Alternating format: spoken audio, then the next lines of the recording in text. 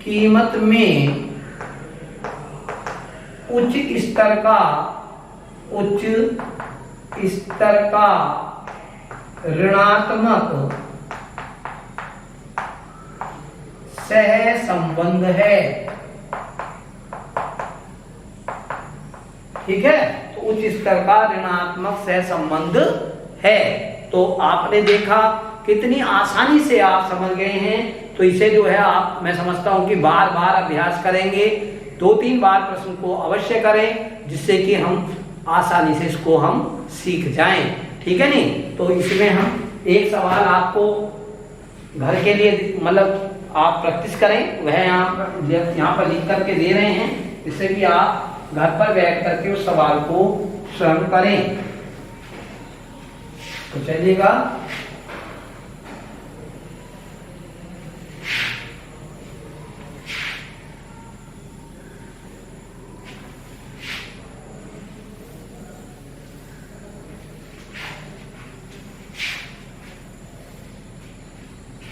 जैसे कि आपको मैंने ये सवाल बताया, अब एक सवाल मैं और बता रहा हूं, उसको भी ध्यान में रखेंगे।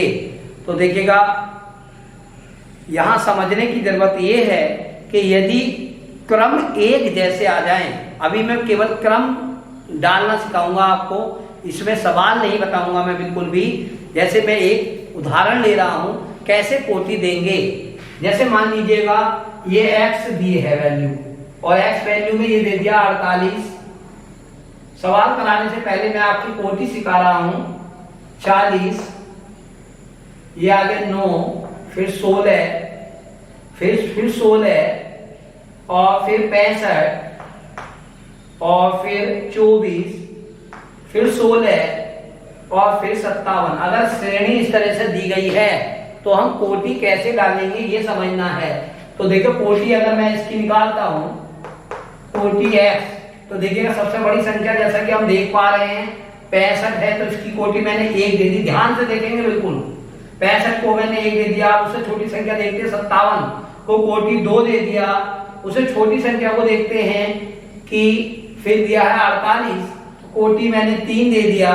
फिर देखते हैं उससे छोटी संख्या है 40, मैंने कोटि 4 दे दिया।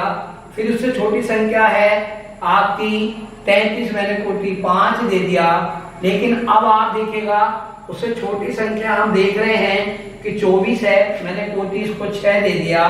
फिर उससे छोटी संख्या जो है वह हमें जो है 16 दिखाई दे रही है, लेकिन 16 3 जगह है। देखो 1 2 3, तो अगर मैं 6 के बाद कोटि का नंबर क्या आ रहा है 7, तो 7 8 9 कोटि कौन कौन सी दी जाएंगी इन्हें 7 8 9।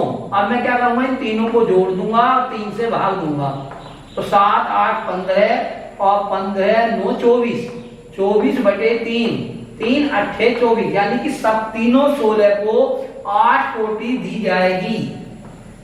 लेकिन मानी कहां तक जाएगी, 9 तक मानी जाएगी। 9 तक आप किसी संख्या को कोटि नहीं दी जा सकती। ठीक है, 9 तक का एवरेज निकाल करके तीनों की कोटि 8 रख दी गई है। तो 9 के बाद अब लास्ट संख्या बची है, तो कोटि क्या देंगे अब हम 10। अब आप कोटि डालना सीख गए।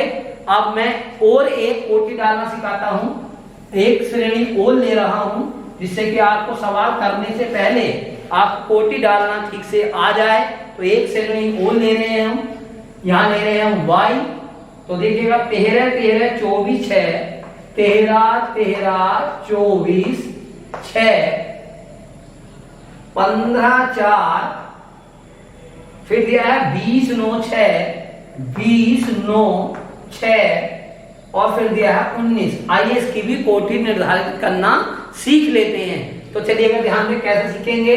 सबसे बड़ी संख्या देखिएगा क्या है, 24 है। 24 को हम कोटि 1 दे देंगे, कोटि y हो जाएगा, ये दे दिया हमने 1।